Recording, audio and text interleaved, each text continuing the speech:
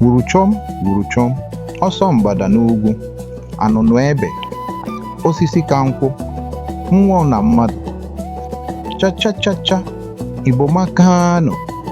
Aha! Abụ m Maazi Obi. Abụ m otu ọdụ n'ọwa YouTube nke Lesson 360. Ọhụlụ mana nwatakịrị nọdebere okenye nso, o nwetaghị ibegiri ọjị, o nweta anụ kpọrọ nkụ. Mberede nyiri dike, mana mberede ka eji ama dike. Cheta na ọ bụghị ka esiri tụọ ilu ka esi akọwa ya. Ị ga-echemi echiche ime banyere ya.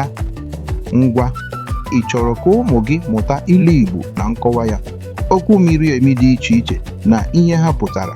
Ihe gbasara asụsụ Igbo ọ na-amasị gị? Sonye anyị n'ọdụ YouTube nke Lesson 360 na Maazi Obi na Ụmụaka Ya, ebe a ga-eme ka ụmụaka anyị mụta nkụzi tọrọ atọ gbasara omenala Igbo, ilu Igbo na nkọwa ya na ọtụtụ ihe ndị ọzọ. Chetakwa na amaghị atatọ onye ọrụ ma ọ bụrụ na chi ejighị. A na-esi n'usi ahụrụ amata ka ụtọ nsị dị. Bịa tra ịmata ka ụtọ nsị si atọ n'ọdụ YouTube anyị, Maazi Obi na Ụmụaka Ya.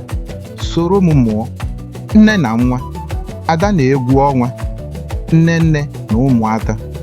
Nkụzi ata, obi emela gị nwee na nke a, maka na ụlọ ọrụ nkụzi ịntanetị Lesson 360 ga-ahụ na ịkpọbighị okwu ma ọlị n'ihe ọmụmụ. Oge eruola, n'ihi Lesson 360 emepeela ọdụ YouTube ha dị iche iche.